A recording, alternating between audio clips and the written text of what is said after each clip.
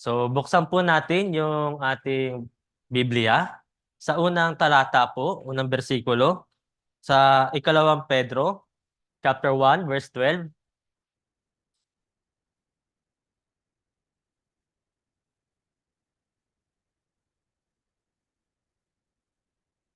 Ikalawang Pedro, chapter 1, verse 12.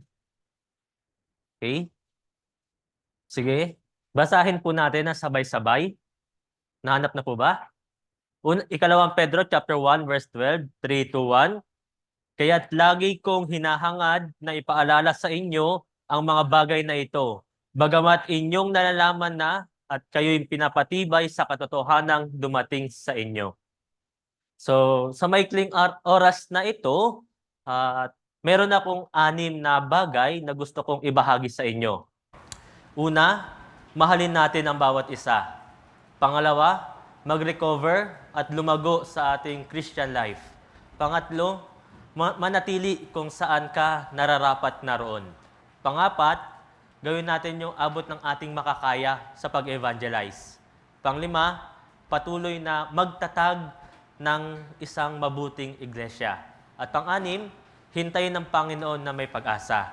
So sa 6 na ito, nawa mapagkasya ko yung oras na meron tayo, pag-aralan at alalahanin po natin sana yung 6 na bagay na ito.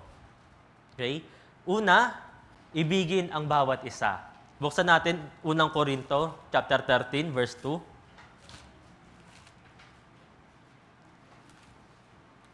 Unang Korinto, chapter 13, verse 2.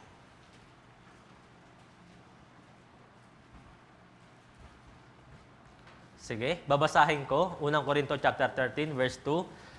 At kung mayroon akong kaloob ng propesiya at naunawaan ko ang lahat ng mga hiwaga at ang lahat ng mga kaalaman, at kung mayroon akong buong pananampalataya upang mapalipat ko ang mga bundok, ngunit wala akong pag-ibig, ako ay walang kabuluhan. Nalalaman ng lahat na ang Diyos ay pag-ibig. Tama? Kung hindi inibig ng Diyos ang tao, hindi sana tayo nagkaroon ng kaligtasan. Sinakripisyo po ng Diyos yung kanyang tanging anak doon sa kamatayan dahil sa minahal niya tayo, tayong mga tao. Ang pag-ibig ng Diyos ay walang hanggan. Si Jesucristo, niligtas niya tayo na may ganitong pag-ibig. Ang pag-ibig na ito ang nagligtas sa atin at nagpapalago po sa atin hanggang sa ngayon. At nakilala ko po kayo dahil sa pag-ibig na ito. Kung hindi dahil sa pag-ibig na ito, hindi ako mapupunta rin dito. Ikalawang Korinto, chapter 5, verse 14. Basahin po natin ito na sabay-sabay.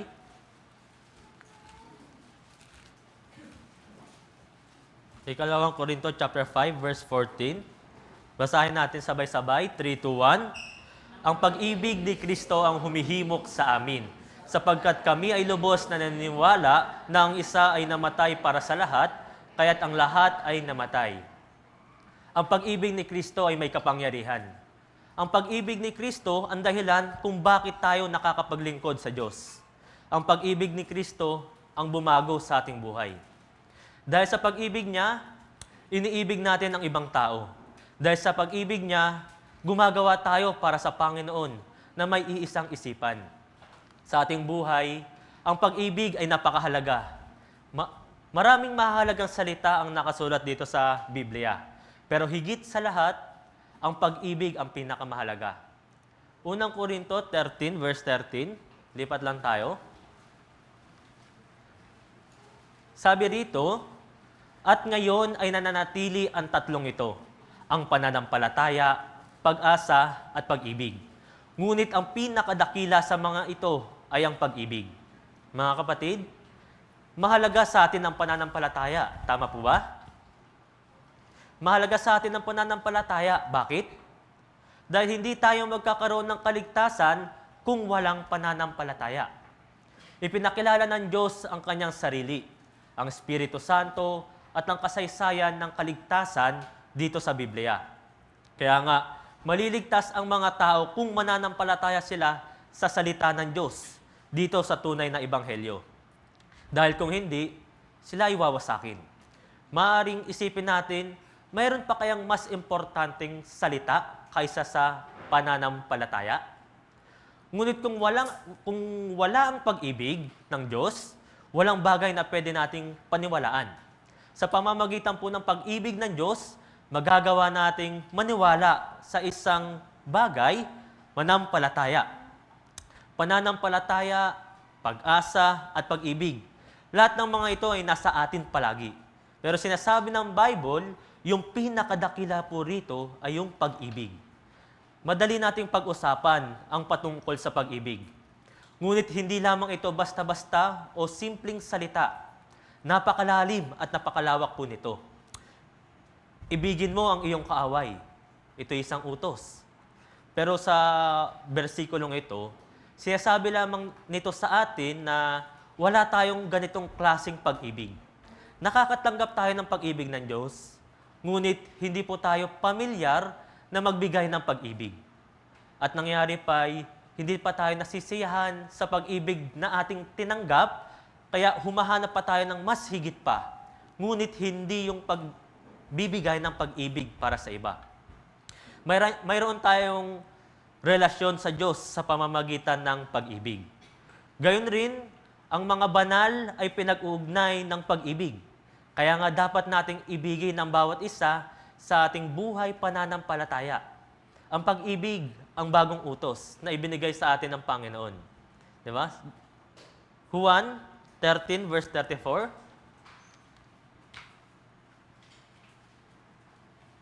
Basahin po natin.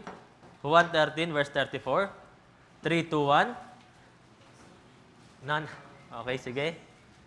Juan 13 verse 34.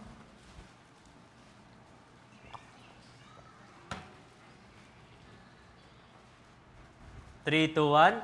Isang bagong utos ang sa inyo'y ibinibigay ko, na kayo'y magmahalan sa isa't isa. Kung paanong minahal ko kayo, magmahalan din kayo sa isa't isa.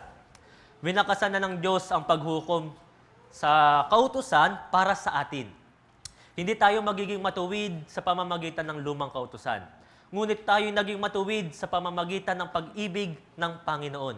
Isang bagong utos ang sa inyo'y ibinibigay ko, na kayo'y magmahalan sa isa't isa. Kayo'y magmahalan sa isa't isa. Kayo po, iniibig nyo rin po ba yung mga brothers at sisters? Talaga po bang minamahal ninyo sila? Gaano po?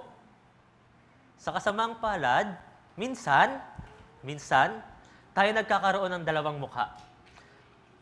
Huwag po sana kayong magkamaling ng pagkakaintindi, ha? Hindi ko sinasabi na lahat tayo ganito. Maraming mga Kristiyano nagsasalita ng magkakaibang bagay mula sa kanilang isipan. Halimbawa, gumagamit tayo ng sponge, di ba? Para maghugas ng pinggan. Maraming uri ng sponge. Ang isa sa kanila ay may magaspang na bahagi. Ito ay dahil sa mayroong lugar kung saan ito dapat ginagamit. Ang nais kong sabihin, yung sponge ay may malambot at magaspang na bahagi. Di ba? Kung kukuskusin po natin yung isang plastic cup, halimbawa, na may magaspang na bahagi ng sponge, magkakaroon po ito ng gasgas, di ba? Dapat kang mag-ingat kapag naghugas ka ng isang bagay na madaling masira. Gayon rin, mayroon tayong mga pag-ugali. May banayad o malumanay at may matitigas o matalas na pag-ugali sa church. Ang mga banal na may banayad na personalidad ay karaniwang walang issue dito sa church, dito sa ibang mga kapatid. Ngunit yung mga Kristiyano na may matitigas na personalidad ay maaaring magkaroon ng ilang mga issue sa ibang mga Kristiyano. Siyempre, alam nila ang tungkol sa kanilang sarili. Ang mga banal na may banayad na personalidad ay maaaring hindi aktibo sa gawain ng church. Tahimik lang sila. Sa kabilang banda, yung mga banal na may matitigas na personalidad, matatalas, ay maaaring maging aktibo sa mga gawain. Hindi ko naman sinasabi na laging ganito, pero minsan o madalas may ganito yung nangyayari. Gusto ko lamang pong sabihin sa inyo ito. Maging isang mapagkumbabang Kristiyano po tayo. makilahok sa gawain ng Panginoon ng may katapatan, maging mga banal at tunay na nagmamahalan. Kahit na tayo ay naligtas, hindi tayo perpekto dahil ang ating laman ay hindi pa nagbabago. Ngunit kailangan nating mahalin ang isa't isa bilang magkakapatid. Kung paanong minahal ko kayo, magmahalan din kayo sa isa't isa. Talagang minahal ng Panginoong Hesus ang kanyang mga alagad. Ngunit hindi nila ito nalalaman ng lubusan, ang kanyang dakilang pag-ibig. Ngunit pagkatapos nilang magkaroon ng kaligtasan, naunawaan na nila ang pag-ibig ni Jesus.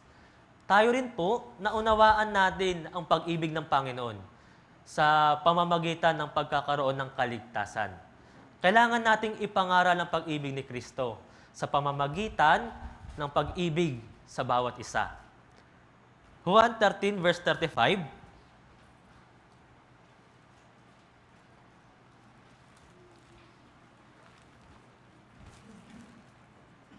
Juan 13 verse 35. Basahin po natin sabay-sabay, 3, 2, 1. Sa pamamagitan nito ay makikilala ng lahat ng mga tao na kayo ay aking mga alagad, kung kayo'y may pag-ibig sa isa't isa. Kailangan nating maging alagad ni Jesus at sumunod sa Panginoon. Ang church po na naglilingkod sa Diyos ay kailangang puno ng pag-ibig. May mga church na nagkakaroon ng mga pagtatalo-talo o sagutan sa pagitan ng mga kapatid. Huwag po sanang mangyari ito sa Ortigas Church. Siyempre po, wala doon yung Holy Spirit. Kaya nga, dahil sa mga ganoong problema, minsan nagiging mahirap tuloy yung pangangaral ng Ebanghelyo.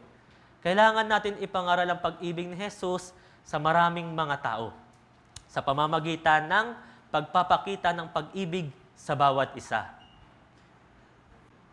Punta tayo sa unang Juan, chapter 3, verse 23. Babasahin ko na lamang. Unang Juan, chapter 3, verse 23.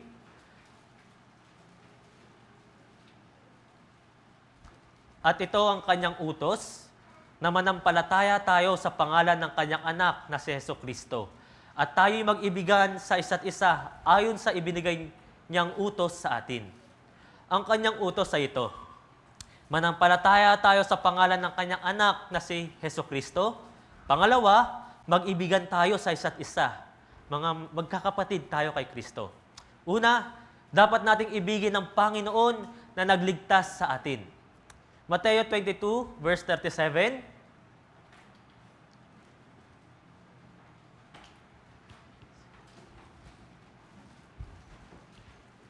Mateo 22, verse 37.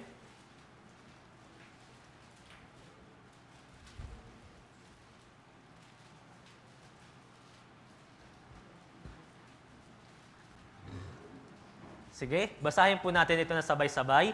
3, 2, 1.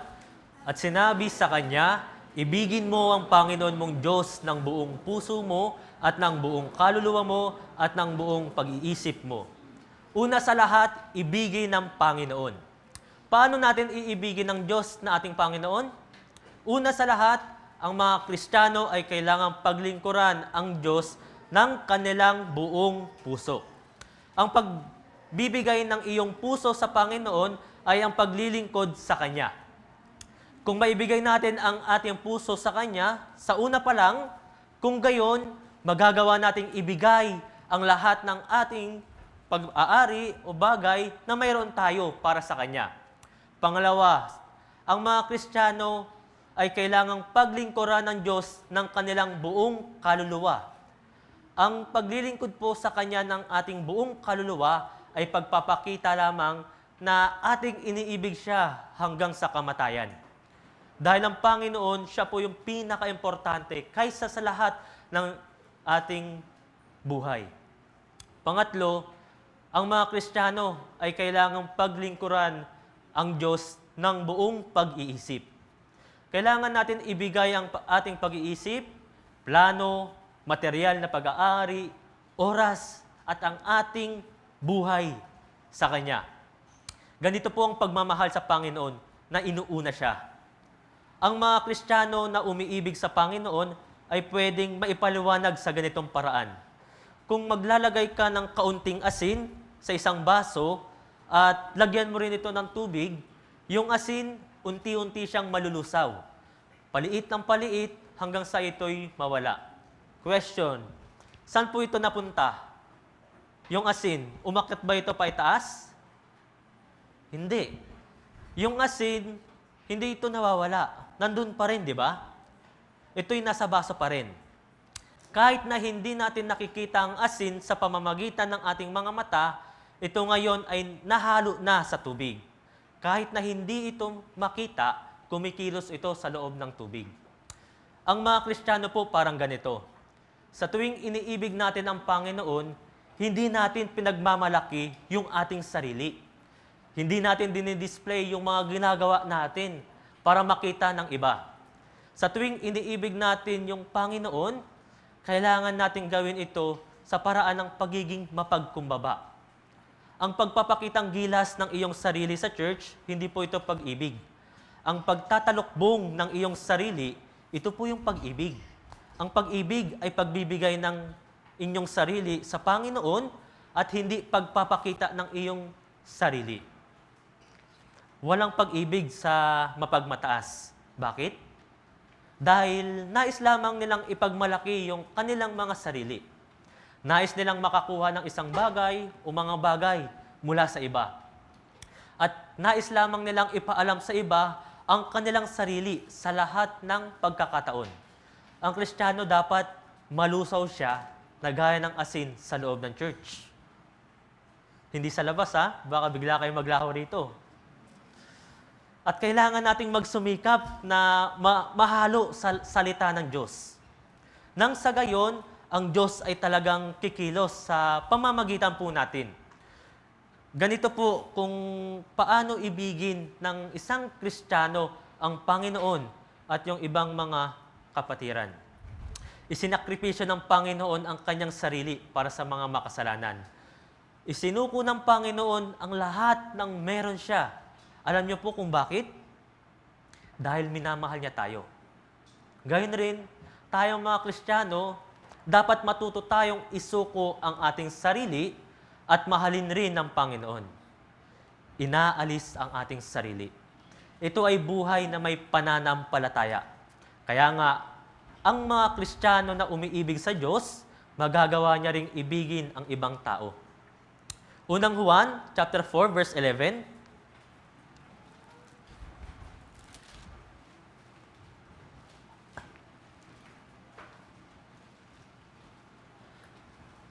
Unang Juan, chapter 4, verse 11. Okay, babasahin ko na lamang. Mga minamahal, kung tayo'y inibig ng Diyos ng gayon, nararapat na mag-ibigan din naman tayo sa isa't isa. Mga minamahal, kung tayo'y inibig ng Diyos ng gayon, isinakripisyo ng Diyos Ama ang kanyang tanging anak para iligtas ang mga makasalanan. Pinili ng Ama na isakripisyo niya ang kanyang anak para sa mga tao. Iniligtas niya tayo. Tayong mga napakaraming kasalanan. Brothers at sisters, may hihigit pa po ba rito sa pag-ibig na ito? Pag-isipan po ninyo, hinayaang mamatay ng Diyos ang kanyang tanging anak dahil minamahal niya tayo. Ngayon, gaano natin iniibig ang Diyos?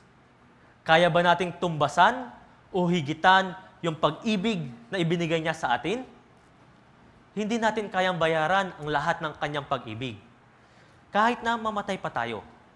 Ngunit may paraan para masuklian kahit papaano yung kanyang biyaya. Sabi, mag-ibigan din naman tayo sa isa't isa. Masusuklian natin ang kanyang biyaya sa pamamagitan ng pagmamahalan natin sa ating mga kapwa Kristiyano. Masusuklian natin ang kanyang biyaya sa pamamagitan ng pag-evangelize ng mga ligaw na kaluluwa. Masusuklian natin ang kanyang biyaya sa pamamagitan ng patuloy na pag-ibig natin sa ibang mga tao. Brothers at sisters, ipagpatuloy at higit pa nating ibigin ang bawat isa bilang magkakapatid. Iniibig ang mga kapatid na nakikita ay ang iniibig ang Diyos na hindi nakikita. Unang Juan, chapter 4, verse 20, 21. Sige. Babasahin ko. Unang Juan, chapter 4, verse 20 at 21. Kung sinasabi ng sinuman, iniibig ko ang Diyos at napupuot sa kanyang kapatid, siya ay sinungaling. Sapagkat ang hindi umiibig sa kanyang kapatid na kanyang nakikita, ay hindi maaaring umibig sa Diyos na hindi niya nakita. At ang utos na ito na mula sa Kanya ay nasa atin, na ang umiibig sa Diyos ay dapat ding umiibig sa kanyang kapatid. Anong ebidensya na minahamahal po ninyo yung Diyos? Ang ebidensya po ay makikita kung iniibig ninyo ang mga kapatid o kinaiinisan ninyo sila. Ito po ang ebidensya ng pag-ibig ninyo sa Diyos. May magsasabi, mahal kita, O Diyos. Talagang iniibig kita. Pakiusap, paniwalaan mo ako. Ngunit ang taong ito napupuot sa kanyang kapatid. Sa tingin ninyo, talaga po bang iniibig ng taong ito yung Diyos? Hindi. Hindi natin nakikita ang Diyos. Kaya napakahirap na maghanap ng konkretong ebidensya na minamahal natin ang Diyos.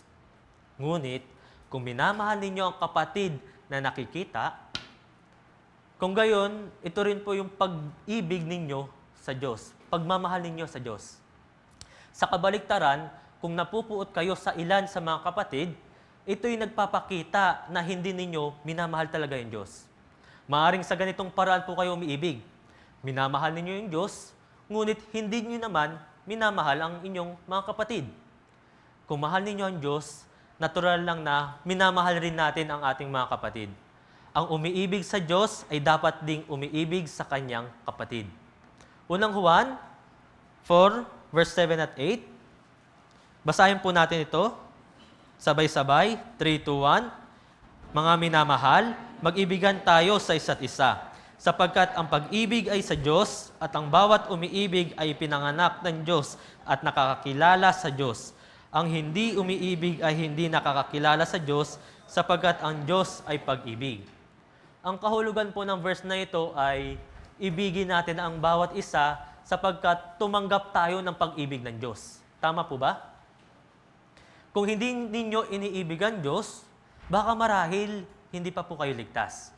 Kaya naman, lahat ng mga tunay na Kristiyano kailangang ibigin ng Diyos ng buong puso nila. Malinaw po ba? Pangalawa, mag-recover o ipanauli at palaguin ninyo ang inyong buhay pananampalataya, ang inyong Christian life. Efeso chapter 4 verse 21 to 24.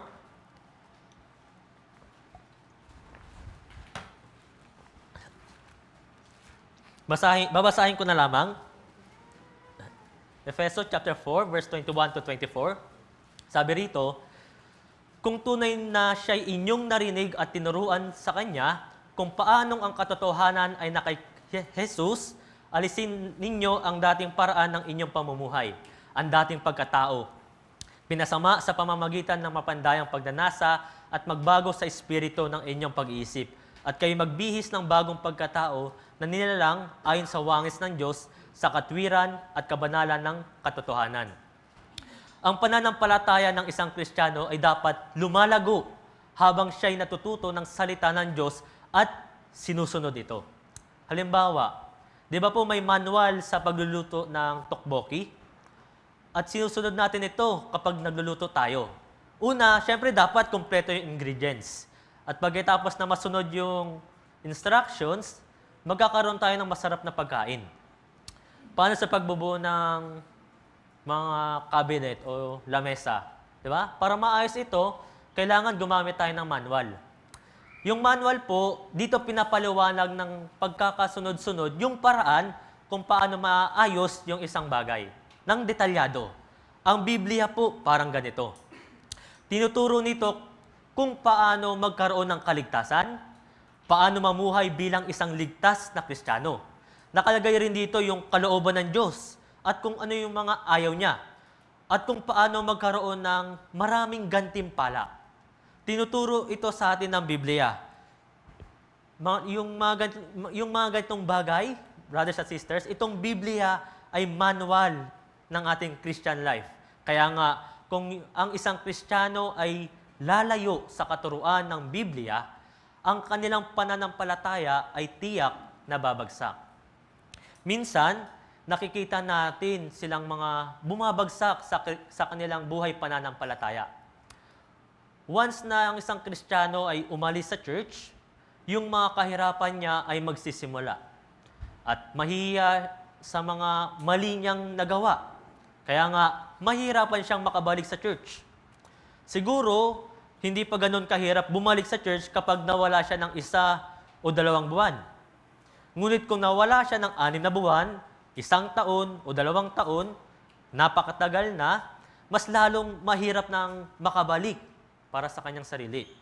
Alam niyo po ba yung waterfalls? 'Di ba? Yung waterfalls, kapag mas mataas yung waterfall, mas malakas yung bagsak ng tubig. Gayun rin, mas matagal kang mawala sa church, mas mahihirapan kang makabalik dito. Kaya nga, sa isang Kristiyano, kailangang patuloy siyang nakakakuha ng supply ng salita ng Diyos. At kailangan mong itatak ang salita ng Diyos sa inyong puso. Hinahayaan ng Diyos na patibukin yung ating puso. Ngunit kailangan po nating huminga, kumain, uminom ng tubig, nang sa gayon mabuhay tayo. Opo, niligtas ka ng Diyos. Ngunit kailangan mo pa ring hanapin at pakainin ang iyong espiritu ng salita ng Diyos. Yung solar cells, kailangan niyang makatanggap ng sinag ng araw para yung battery ma-charge, di ba? Ngayon, sa gayon, kapag yung battery na full charge na, kaya niyang pailawin yung ilaw. Kapag yung battery naubos naman, mawawala yung ilaw. Gayon rin, kapag hindi maayos yung pagkaka-charge ng battery, yung ilaw unti-unting nawawala. Yung senyales na yung liwanag ay unti-unting lumalabo. Ang buhay pananampalataya parang katulad po nito. Ang isang Kristiyano na fully charged sa salita ng Diyos, talagang malakas. Ngunit ang Kristiyano na napapalayo naman sa salita ng Diyos ay nagsisimula ng mag-isip ng kung ano-ano. Una, kung pupunta ba siya sa church o hindi na. Sa madaling salita, nagiging Kristiyano siya na nawawala yung pananampalataya o kaya walang kapangyarihan. Kung patuloy tayong natututo sa salita ng Diyos, ang iyong pananampalataya naman ay lumalago. Naobserbahan niyo na po ba kung paano lumaki yung isang puno ng papaya? Kapag lumaki ito, 'di ba? Pag sumibol muna ito, napakaliit lang talaga. Ngunit sa paglaki ng mga sanga nito, yung malalaking dahon niya nagsisilabasan. Ang ibang puno, ganun rin, sa pagdaan ng panahon, sa pagtubo ng puno, yung mga dahon lumalaki. Pag nakikita ko po ito, naisip ko rin yung paglago ng Christian life ng isang Kristiyano. Nung naligtas tayo, sa simula ang ating pananampalataya, maliit lang. Ngunit ito talaga ay lumalaki sa pagdaan ng panahon. Ngunit siyempre, may mga kondisyon. Maaari talagang lumago kapag mas malakas tayo at nakakapakinig tayo sa salita ng Diyos. Nakakapag-abide, di ba?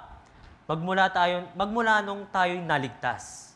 Sa pagdaan ng panahon, mga buwan, 6 na buwan, taon, o 2 taon, ang pananampalataya ng Kristiyano ay lumalago sa ilalim ng mga kondisyon na ito. Ang puno ay hindi lalaki kung walang sinag ng araw at ng tubig. Gayon rin, ang Kristiyano ay walang supply ng salita ng Diyos, hindi nakakapag-abide, hindi dumadalo ng fellowship. Anong mangyari? Hindi sila lalago. Isaiah chapter 40,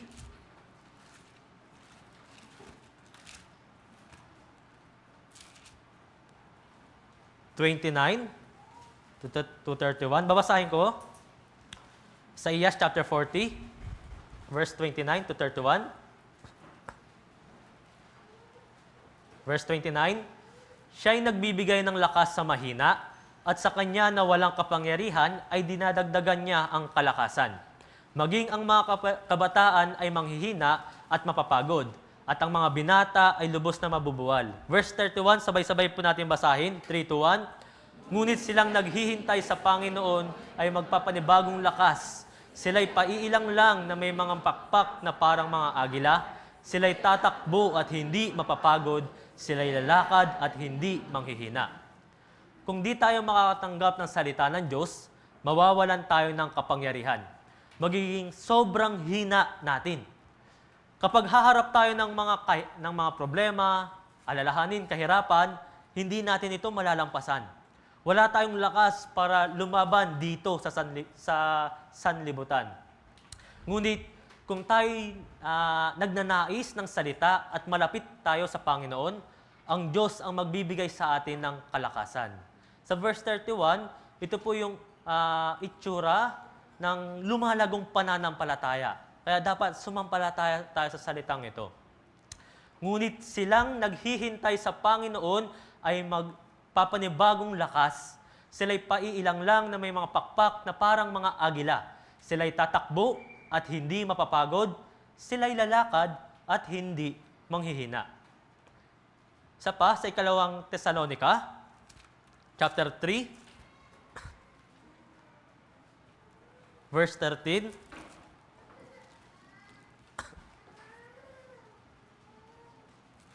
Ikalawang Tesalonica, chapter 3,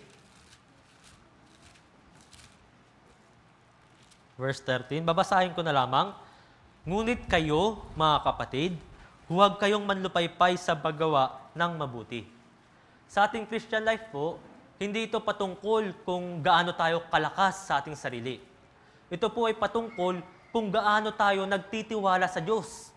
At ako ay nananampalataya sa Espiritu Santo na siyang tutulong sa atin sa pagpapatuloy sa ating Christian life.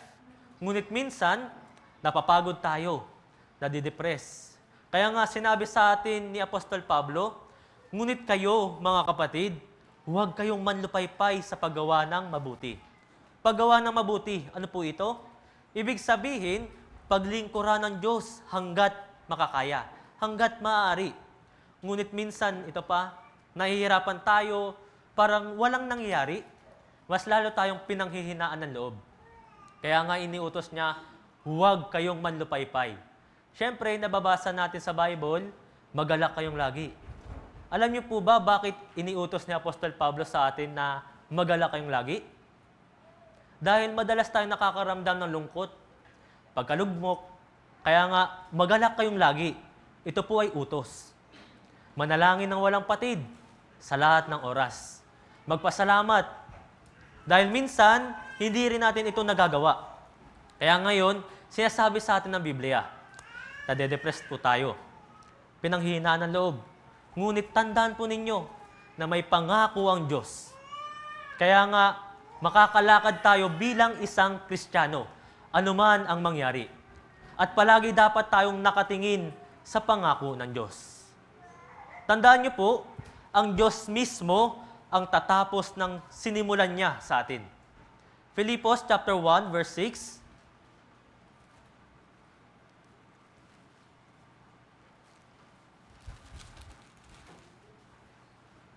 Basahin po natin na sabay-sabay. Filipos chapter 1 verse 6. Okay? 3, 2, 1. Ako'y panatag sa bagay na ito na ang nagpasimula sa inyo ng mabuting gawa ay siyang magtatapos nito hanggang sa araw ni Hesukristo. Opo. Siya ang tatapos, siya ang kukumpleto ng mga mabubuting gawa na sinimulan rin ng Diyos sa iyo. Nung tayo naligtas, ang buhay ay itinanim niya sa atin. At ito talaga ay lumalaki sa atin. Ang Espiritu Santo ay nasa atin. Siyempre, di naman tayo perpekto. Hindi ako perpekto. At ako'y paulit-ulit ring nagkakamali. Ngunit hindi ako nagpapadala sa mga bagay na ito. Sa emosyon, na hindi nanlulumo man dahil naniniwala ako sa salita ng Diyos. Ako'y panatag sa bagay na ito. Na nagpasimula sa inyo ng mabuting gawa ay siyang magtatapos nito hanggang sa araw ni Hesukristo. Ito ang pangako ng Diyos na kailangan nating pagkatiwalaan. Kailangan nating panghawakan ng salitang ito. Talagang mangyayari po ito. Mabagal, paunti-unti. Pero tiyak na mangyayari. Okay po ba? Unang Korinto 1 verse 8, isa pa.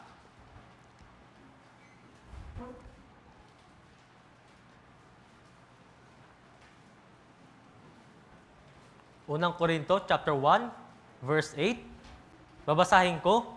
Siya rin ang magpapalakas sa inyo hanggang sa katapusan na hindi masusumbatan sa araw ng ating Panginoong Hesukristo. Maaari ninyong isipin, napakahina ko talaga.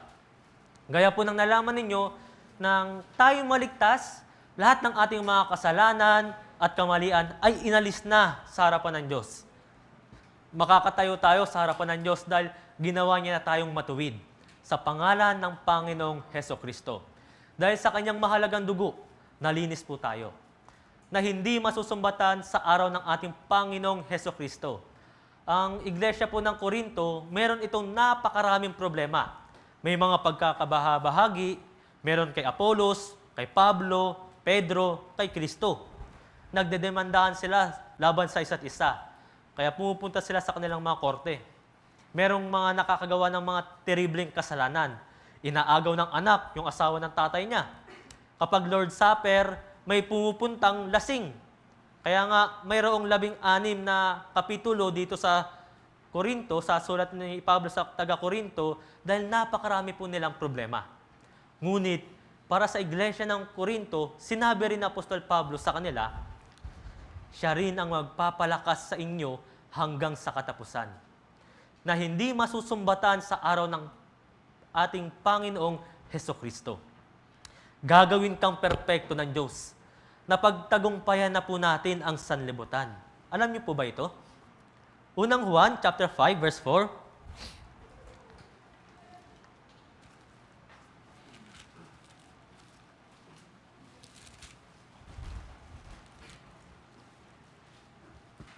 Okay, basahin po natin ito. Unang Juan, chapter 5, verse 4.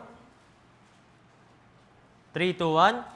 Sapagkat ang sinumang ipinanganak ng Diyos ay dumadaig sa sanlibutan. At ito ang tagumpay na dumadaig sa sanlibutan, ang ating pananampalataya. Kaya kapag tayo po ay naniniwala sa ating pananampalataya, dinaig na natin ang sanlibutan. Nang si Jesus ay namatay doon sa krus, dinurog na ni Jesus ang ulo ng ahas, ang ulo ni Satanas. Kaya tayo ngayon ang mga nagtagumpay. Opo, napagtagumpayan na natin yung sanlibutan. Ngunit meron pa ring maliliit na mga labanan habang nabubuhay tayo. At minsan, maaari tayong matalo sa mga laban na ito. Ngunit sa kabuuhan, tayo ngayon ang mga nagtagumpay. Papasok tayo sa langit na mga nagwagi. Kaya kahit na may magawa tayong kamalian, huwag po tayong panghinaan ng loob. Tutulungan ka ng Diyos at iingatan ka hanggang sa huli. Ang kailangan lamang natin gawin ay magtiwala sa Kanya. Pangatlong paksa, manatili sa lugar kung saan ka nararapat naroon. Okay? Manatili ka sa posisyon kung saan ka tinawag ng Panginoon sa pamamagitan ng Ebanghelyo hanggang sa wakas. Unang Korinto chapter 7 verse 24.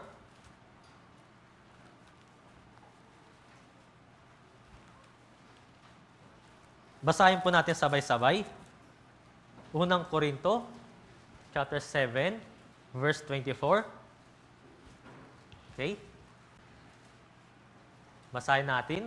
3, 2, 1. Kaya, mga kapatid, hayaang ang bawat isa ay manatili sa kalagayan ng siya'y tawagin ng Diyos. Tinawag ka ng Diyos sa pamamagitan ng Ebanghelyo. Mula nang ikaw ay tawagin, kailangang manatili ka sa lugar kung saan ka tinawag hanggang sa wakas. Saang lugar po ito? Saan po? Alam niyo po ba saan? Ito po yung church. Dito po. Church na yung iglesia na binili ng dugo ng Panginoon. Hindi ka dapat umalis dito sa iglesia. Sapagkat ang Panginoon ay kasama natin dito sa church. Dahil tinawag ka ng Panginoon dito sa church. Kailangan mong manatili rito kasama ang Panginoon.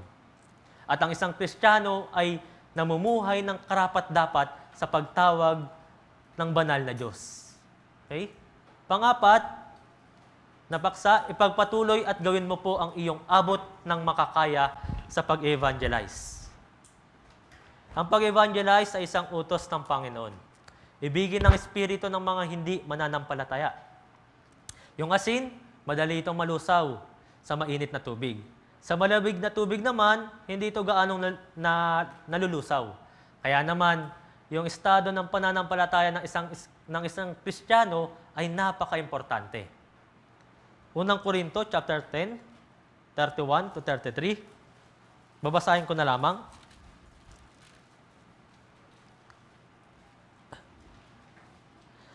Verse 31, kaya kung kayo man ay kumakain, umiinom, o anuman ang inyong ginagawa, gawin ninyo ang lahat sa ikaluluwalhati ng Diyos. Huwag kayong maging katitisuran para sa mga Hudyo o sa mga Griego o sa iglesia ng Diyos. Kung paanong sinisikap kong makapagbigay lugod sa lahat ng mga tao, sa lahat ng mga bagay na hindi ko hinahanap ang aking sariling kapakanan, kundi ang sa marami upang sila'y maligtas.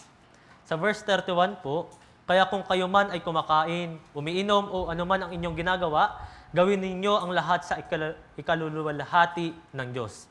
Kung ang inyong mga ginagawa ay hindi nakakapagbigay lugod sa Diyos, kailangan mo na po itong itigil.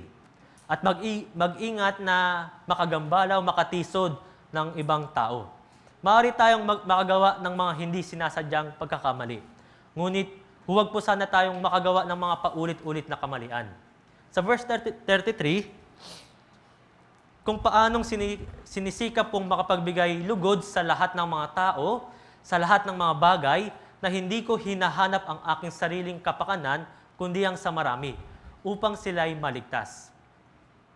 Ang mga Kristiyano po ay hindi dapat hayaan ang mga makasanlibutang tao na yurakan ang ating church. At ito po ay nakasalalay o nakadepende rin sa ating Christian life. Kapag nalulugod sa inyo ang ibang tao at hindi ninyo hinahanap ang inyong sariling pakinabang, ang gawain ng kaligtasan ay tiyak na mangyayari. Malinaw po ba? Panglimang paksa, ipagpatuloy ang pagtatayo ng mabuting iglesia. Makakagawa tayo ng mabuting church o iglesia sa paningin ng Diyos. At ito ay nakadepende sa isip at sa kilos o sa paggawa ng isang Kristiyano natin. Kaya napaka-importante sa isang Kristiyano na sumunod sa salita ng Diyos. Efeso chapter 4 verse 3, babasahin ko na lang, na nagsisikap na mapanatili ang pagkakaisa ng Espiritu sa buklod ng kapayapaan. Gaya ng Diyos, yung Holy Trinity, tayo'y naging isa bilang mga ligtas. Niligtas tayo sa pamamagitan ng dugo ni Jesus. At ginawa niya ang church bilang isang katawan.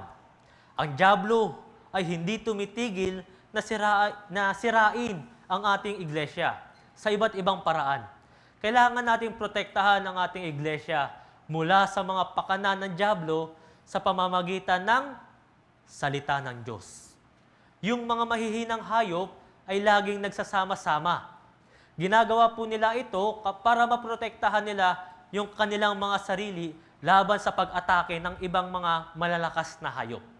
Madali lamang tayong bumagsak sa pag-atake ng dyablo. Kaya naman, kailangan natin panatilihin ang pagkakaisa. Yung pag-iisa rin natin sa Espiritu. Kapag nilabanan natin ang dyablo sa pamamagitan ng pagkakaisa sa salita ng church, sa salita ng Diyos, hindi niya masisira itong iglesia. Para maging isa, bilang isang Kristiyano, ang ating pananampalataya dapat ay patuloy na lumalago. Ito ay napakagandang iglesia kapag sama-sama tayong nakatayo sa harapan ng Diyos, sa harapan ng salita ng Diyos, ng may pagkakaisa. Basahin pa natin. Sa Exodus 31, Isang bagay pa dito. Sige, mahaba po ito. Ako na lang babasa pala. Exodus chapter 31.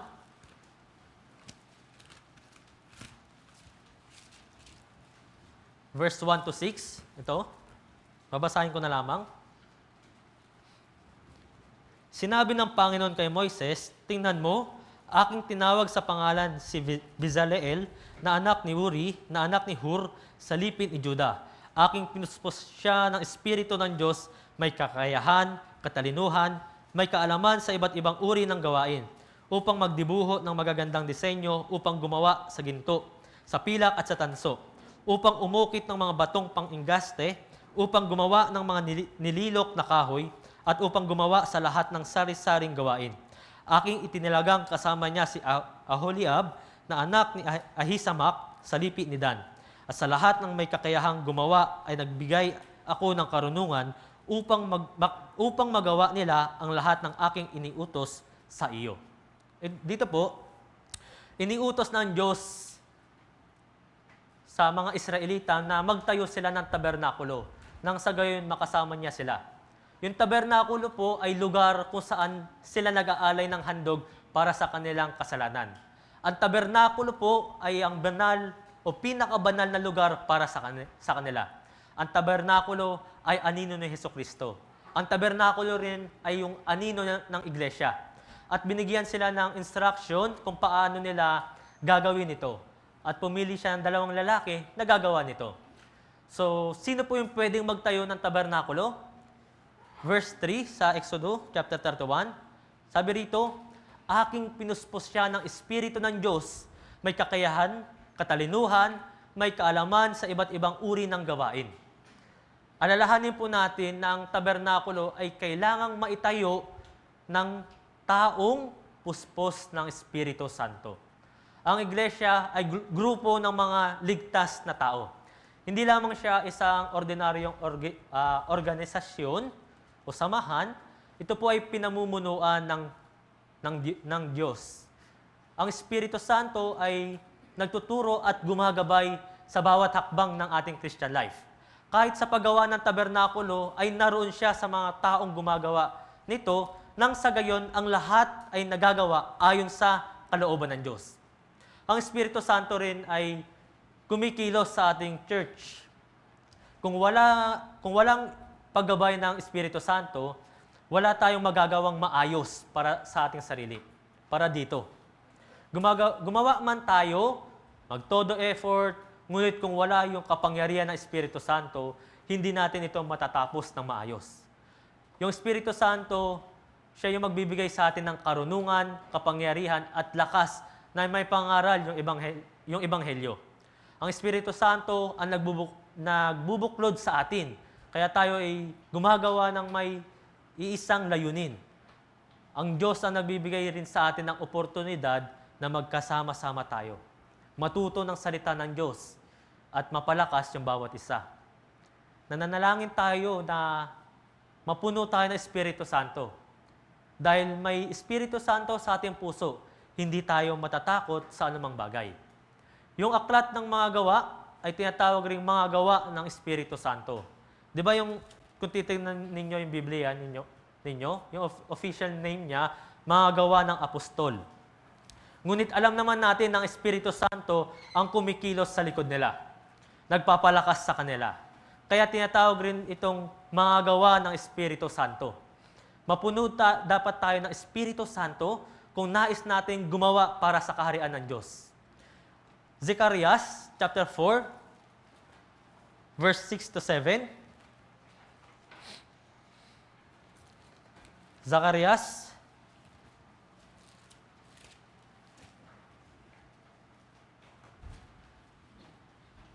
Sige, basahin natin. Zacarias chapter 4, verse 6 to 7.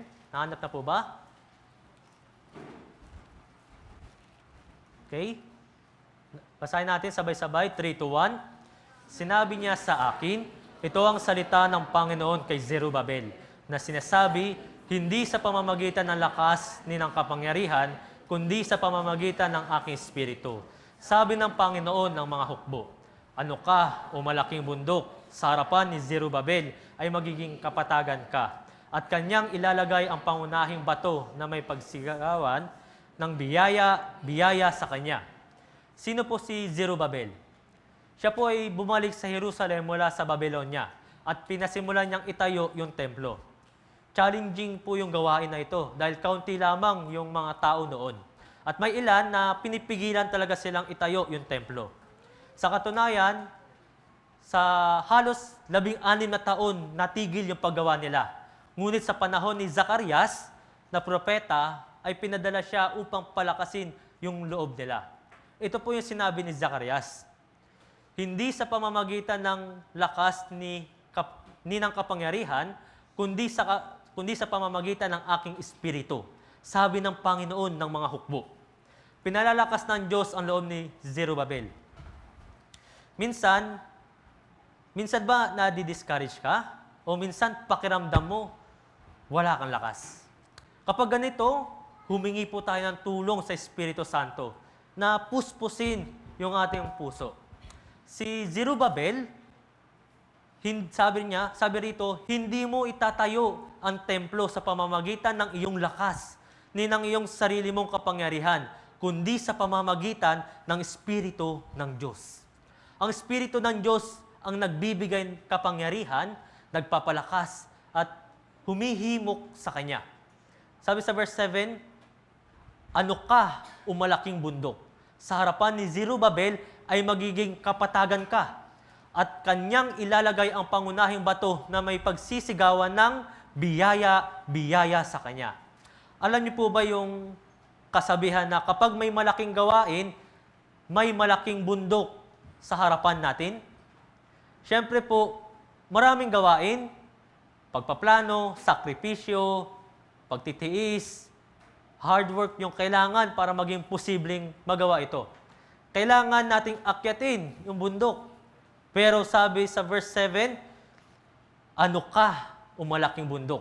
Sa harapan ni Zerubbabel ay magiging kapatagan ka. Kapatagan, dahil gagawin itong patag ng Diyos. Aalisin niya ang kabundukan at dadalhin niya ang pangunahing bato. Sa ating Christian life, nakatingin yung Diyos sa atin, sa buhay pananampalataya po natin. Ginawa niya tayong kanyang mga anak at ibinigay sa atin yung gawain na ito. Narito tayo kasi meron tayong mahalagang layunin, ang ipangaral ang Ebanghelyo at luwalhatiin ang Diyos. Ito po ang sinimulan ng Diyos sa ating buhay at uulitin ko po. Tatapusin niya po ito, hindi niya tayo pababayaan. Aalalayan niya tayo sa bawat hakbang sa ating Christian life. Kung nakakaramdam tayo ng panghihina, tanungin natin yung ating sarili. Napupunan kaya ng Espiritu Santo ang aking puso? May salita kaya ng Diyos na nagpapalakas sa akin?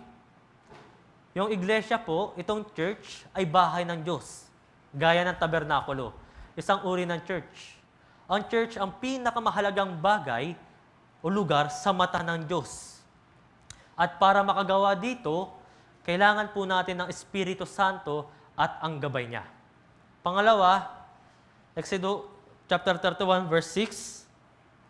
Balik tayo roon.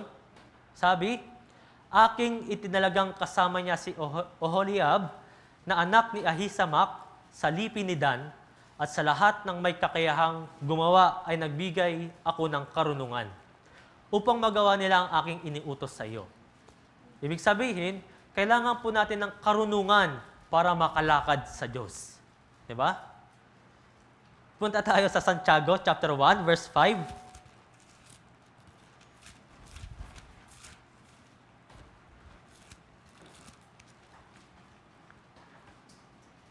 Santiago chapter 1 verse 5. Okay? Basahin po natin ito na sabay-sabay. Santiago chapter 1 verse 5. Okay?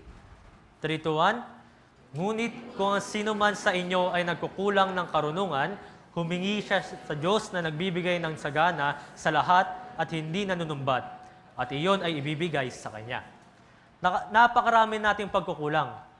Sa church, kailangan nating matutunang makipag-communicate sa bawat isa, makipag-usap.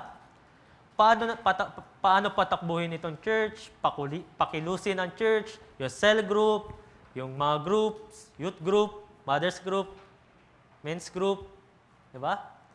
Anong kailangan natin dito sa church? Dapat pag-usapan po natin ito.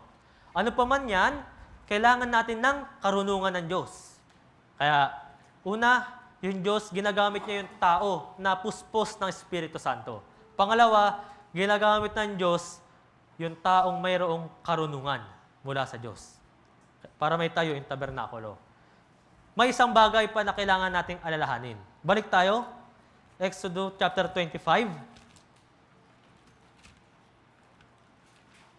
verse 8 to 9.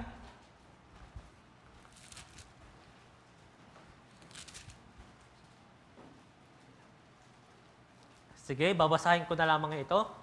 Exodus chapter 25, verse 8 to 9. Sabi, "Igawa nila ako ng isang santuaryo upang ako'y makapanirahan sa gitna nila.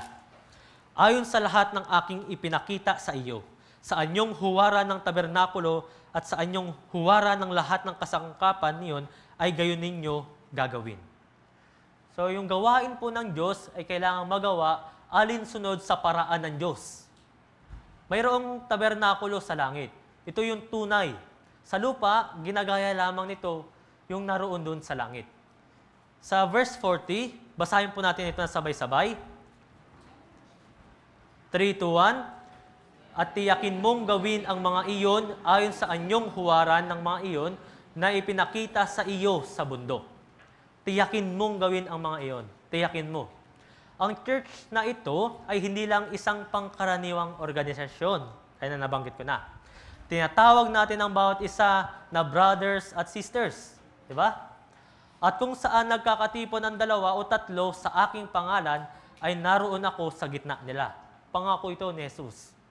Minsan, yung mga bagong ligtas na Kristiyano, hindi nila maunawaan kung paano kumikilos itong church. Sinabi ng Diyos kay Moises sa verse 40, "Tiyakin mong gawin ang mga iyon ayon sa anyong huwaran ng mga iyon na ipinakita sa iyo sa bundok." Disenyo ito ng Diyos, plano ng Diyos, instruction ito na binigay ng Diyos. Alinsunod sa sinabi ng Diyos, kailangan natin itong gawin.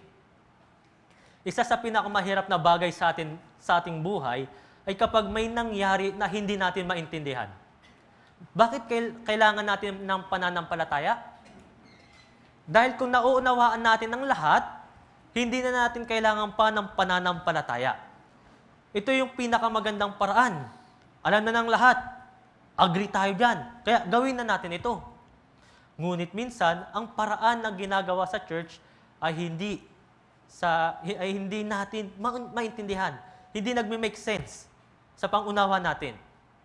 Minsan yung ibang mga kapatid, iniisip nila na mas magandang paraan ito kaysa sa sinabi ng pastor, ng church. Pero alam niyo po, sa church, ang pinakamahalaga rito ay yung pagkakaisa kaysa sa pinakamagandang paraan na maaaring maisip po ninyo. Ang pagkakaisa minsan ay mas matagal siya at mukhang hindi siya yung pinakamainam na paraan. Ngunit dapat isipin natin lagi yung unity. Ito yung pinakamagandang paraan. Dahil para gawin ang gawain ng Diyos, dapat meron tayong iisang puso, iisang isipan, nagkakaisa. Sa Genesis chapter 6, verse 14 to 15. Babasahin ko, tapos verse 22, basahin pa natin sabay-sabay. Sabi, Genesis chapter 6, verse 14, "Gumawa ka ng isang daong na yari sa kahoy na gofer. Gumawa ka ng mga silid sa daong at pahiran mo ito ng alkitran sa loob at labas. Gagawin mo ito sa ganitong paraan. Ang haba ng sasakyan ay 300 siko, ang luwang ay 50 siko, at ang taas ay 30 siko." Verse 22, basahin po natin na sabay-sabay. 3, 2, 1. "Gayon ang ginawa ni Noe, ginawa niya ang lahat ayon sa lahat ng inuutos sa kanya ng Diyos." Napakalaki ng daong. Pero nakita niyo po ba si Noe na nagreklamo? "O Diyos, napakalaki po nito. Bakit ko pa kailangan gumawa ng malaking arko na ito? Wala namang ulan. Ano ba yung ulan? Bakit hindi na lang gumawa ko ng nito doon sa malapit sa dagat? Hindi dito sa gitna ng kapatagan. 8 lang kami. Na ganun ba si Noe? Gumugol siya ng mahabang oras. Nagsumikap, nagpagod. Pero isang bagay ang malalaman natin dito sa verse 22. Gayon ang ginawa ni Noe. Ginawa niya ang ayon sa lahat ng inuutos sa kanya ng Diyos. Kailangan ba nating magreklamo? Kailangan ba nating magduda? Gaya ni Noe, gaano man kalaki ito, gaano man katagal niyang ginawa niya ito ayon sa sinabi ng Diyos. Minsan di natin maintindihan. Bakit kaya pinagagawa sa akin ng Diyos ang bagay na ito? Bakit kaya nilagay ako ng Diyos sa sitwasyon na ito? Bakit kaya nandito ako ngayon? Lucas chapter 5, verse 4.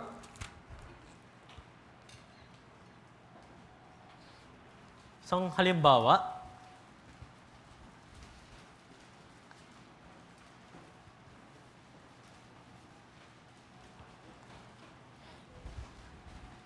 Okay? Basahin ko, Lucas chapter 5, verse 4. Nang matapos na siyang sa pagsasalita, ay sinabi niya kay Simon, pumunta ka sa malalim at ihulog ninyo ang inyong mga lambat upang makahuli. Sumagot si Simon, Guro, sa buong magdamag ay nagpakapagod kami at wala kami nahuli. Subalit dahil sa iyong salita ay ihuhulog ko ang mga lambat. Ito'y sinabi ni Pedro. Siya ay mangingisda sa buong buhay niya. Isang araw, dumating si Jesus at siya ay nasa bangka ni Pedro. Kaya nakikinig sa kanya si Pedro at bigla na lang sa verse 4, sabi, pumunta ka sa malalim at ihulog ninyo ang inyong mga lambat upang makahuli. Bakit kaya sinabi ni Jesus ito? Isa siyang karpentero. Alam ni Pedro paano mangisda. Alam niya kung anong gagawin doon sa lawa. At sa buong magdamag, hindi sila nakahuli ng isda. Yung nakakamangha rito, sinunod ni Pedro si Jesus. Alam mo kung bakit? Dahil si Pedro ay nakikinig kay Jesus doon sa bangka niya. Malapit siya kay Jesus at nakikinig siya ng mabuti.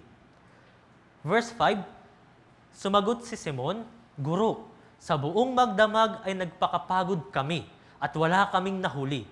Subalit dahil sa iyong salita ay ihuhulog ko ang mga lambat. Ito'y hindi ayon sa ating karunungan. Salungat sa experience natin.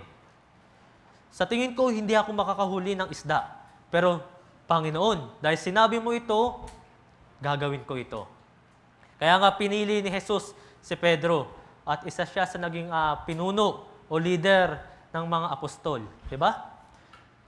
Yung mga bagay-bagay, hindi natin maunawaan. Hindi nagme-make sense sa pananaw natin. Pero sinabi ng Biblia, Mateo chapter 6, verse 33. Basahin natin sabay-sabay ito. Yung ilan, kabisado na ito. Mateo 6, verse 33, 3 to 1. Ngunit hanapin muna ninyo ang kanyang kaharian at ang kanyang katwiran, at ang lahat ng mga bagay na ito ay pawang idaragdag sa inyo. Diyos, may trabaho po ako. Kailangan kong alagaan yung aking pamilya. Pero sinabi ni Jesus, hanapin muna ninyo ang kanyang kaharian. Huwag kayong mag-alala. Siya ang bahala sa lahat ng ito. Itong talatang ito, minsan hindi natin ito maintindihan. Tama? Hindi natin maintindihan. Opo, hindi talaga natin ito maintindihan. Dahil ang Diyos ay higit na matalino kaysa sa atin. Mayroong plano yung Diyos. Yung langgam, kaya niya bang gumawa ng laptop? Kaya po ba? Hindi, di ba? Yung gap between ng tao at ng langgam ay napakalayo, di ba? Pero napakaliit lamang ito kung ikukumpara natin yung gap naman natin mula sa Diyos at sa mga tao. Kaya nga, kailangan nating magtiwala sa Kanya. Lucas chapter 6, verse 46, may sinasabi rito,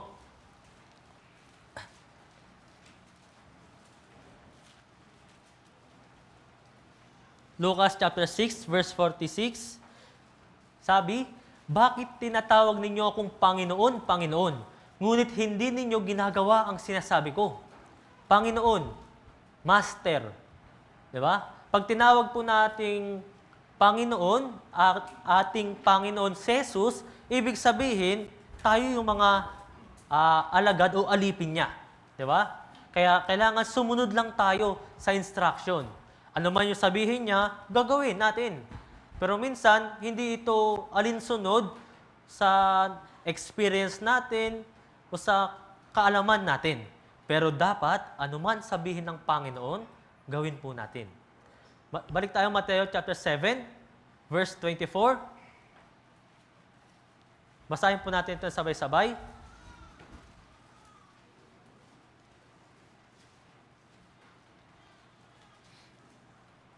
Mateo chapter 7, verse 24, 3 to 1. Kaya't ang bawat nakikinig sa mga salita kong ito at ginaganap ang mga ito ay matutulad sa isang matalinong tao na nagtayo ng kanyang bahay sa ibabaw ng bato. Ang mga kasulatan, kapag sinunod po natin ito, tayo ay para bang nagtatayo ng bahay sa ibabaw ng bato. At ito ay napakatibay. Kaya alalahanin natin, sino po ba yung pwedeng magtayo ng tabernakulo, ng church? Una, siya'y puspos ng Espiritu Santo. Pangalawa, taglay niya yung karunungan mula sa Diyos. At ikatlo, ginagawa nila yung tabernakulo alinsunod sa disenyo na ipinakita sa kanila ng Diyos. Kahit maliit na detalye. At sinusunod nila ang lahat ng mga ito. Kaya naman, ginagamit ng Diyos ang tao na nagtitiwala sa Kanya anuman ang mangyari.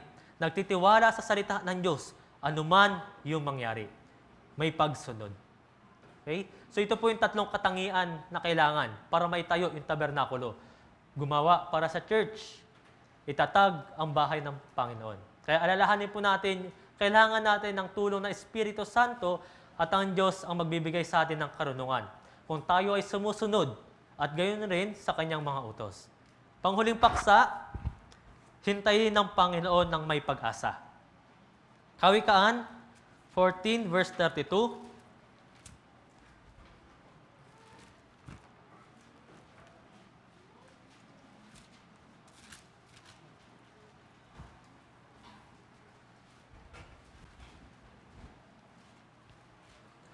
Kawikaan chapter 14 verse 32. Basahin po natin na sabay-sabay. 3 to 1. Ang masama ay binabagsak dahil sa kanyang gawang kasamaan. Ngunit ang matuwid ay may kanlungan dahil sa kanyang katapatan. Ang mga taong hindi ligtas ay walang pag-asa sa harapan ng kamatayan. Maging mayaman man sila, sikat, may mataas na katungkulan, o di kaya mahirap talaga sa buhay, ngunit mataas yung puso. Habang ang mga taong ligtas ay may pag-asa pagkatapos ng kamatayan. Kahit sobrang hirap na nang dinaranas dito sa mundong ito, mayroong langit na naghihintay sa inyo. Magkaroon tayo ng pag-asa na tulad nito, kahit hindi po natin nakikita. Ang mga tuyong puno, patay na, walang pag-asa, kahit na umulan. Samantalang yung mga buhay na puno, lumalaki yan kapag umuulan. Kaya ang mga buhay na puno ay may pag-asa. Ang mga Kristiyano ay unti-unting nagiging bago sa pamamagitan ng salita ng Diyos. Ang rason ay dahil ang ating pag-asa ay mas nagiging matatag at malinaw sa tulong ng salita ng Diyos. Ikalawang Pedro, chapter 3,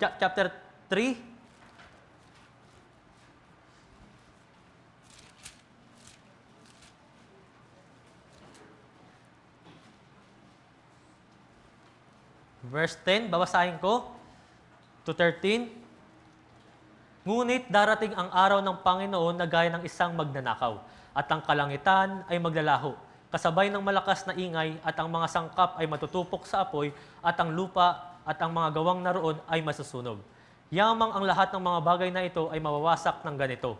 Ano ang uri ng pagkataong nararapat sa inyo sa banal na pamumuhay at pagiging makadiyos, na hinihintay at pinagmamadali ang pagdating ng araw ng Diyos, sapagkat ang kalangitan na nagliliyab ay matutupok at ang mga sangkap ay matutunaw sa init. Ngunit ayon sa kanyang pangako, ay naghihintay tayo ng bagong langit at ang bagong lupa kung saan ang katwiran ay naninirahan. Sabi, bigla na lang darating ang Panginoon. Kaya, kailangan nating maging gising at handa sa pagsalubong sa Panginoon. Maghanda sa pamamagitan ng pagiging banal. Sa kanyang pagbabalik, lahat ng meron tayo ay maglalaho. Tanging mga bakas lamang na ating ginawa para sa Panginoon, sa church at sa Ebanghelyo, yung matitira. At sa pagpasok natin sa langit, ibibigay ng Diyos ang gantimpala para sa bawat isa sa atin. Hindi madali ang paglakad sa makipot na daan patungo sa langit para sa ating mga Kristiyano. Humaharap tayo sa iba't ibang klase ng sitwasyon. Parang sa driving, di ba? Pag magdadrive yung ilan, habang nadadrive, yung sitwasyon ng kalsada magkakaiba sa bawat lugar. Itong kalsada na ito, mahirap makaraan kasi lubak-lubak. Dito, smooth lang. At sa pagpasok natin sa langit, isa pa, yung isang bagay, may ibang lugar naman na maganda yung view. Yung iba naman, hindi maganda. Parang ang daming building, kaya patag lang. Sa pagmamasid sa mga lugar na yon, di mo na mamalayan na nakarating ka na doon sa patutunguhan mo. Sa ating buhay pananampalataya, minsan okay naman yung lahat, minsan hindi. Iba-iba rin yung sitwasyon, di ba? Paulit-ulit hanggang sa makarating tayo sa langit. Kaya nga, ang mga Kristiyano ay kailangang ingatan at panatilihin yung kanilang pag-asa na mayroong mahabang pasensya. Colossus chapter 3, verse 1 at 2. Basahin po natin ito.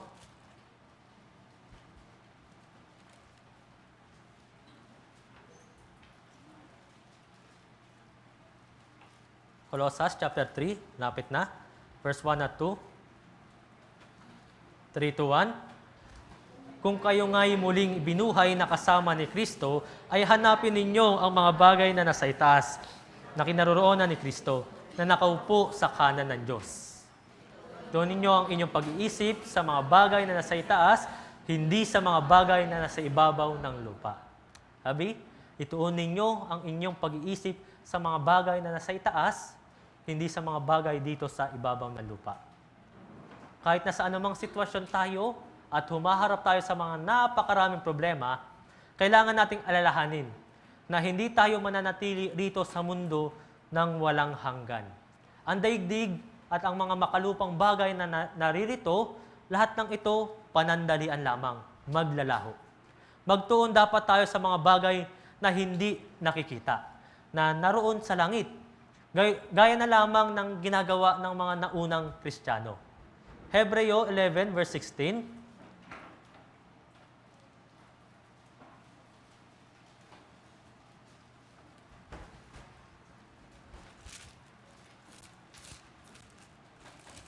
Hebreo 11 verse 16. Babasahin ko.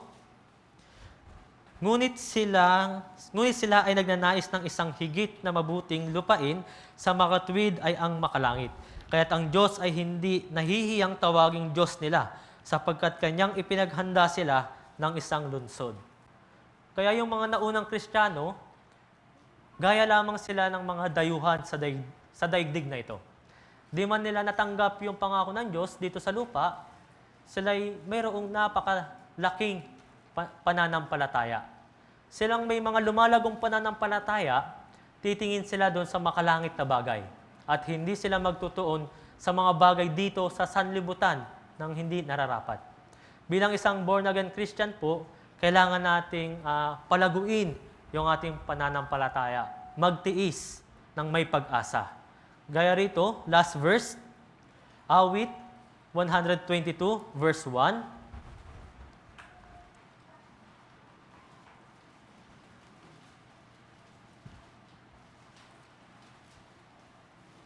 Basahin natin sabay-sabay.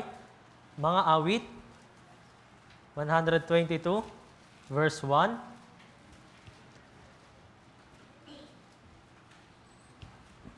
Okay? 3, 2, 1. Basahin natin mga awit, 122, verse 1. 3, 2, 1. Ako'y natuwa ng kanilang sabihin sa akin, tayo na sa bahay ng Panginoon. Magkaroon nawa tayo ng lumalagong pananampalataya. Nawa sa ating buhay pananampalataya, sa ating Christian life, dapat magkaroon lagi tayo ng buhay na pag-asa.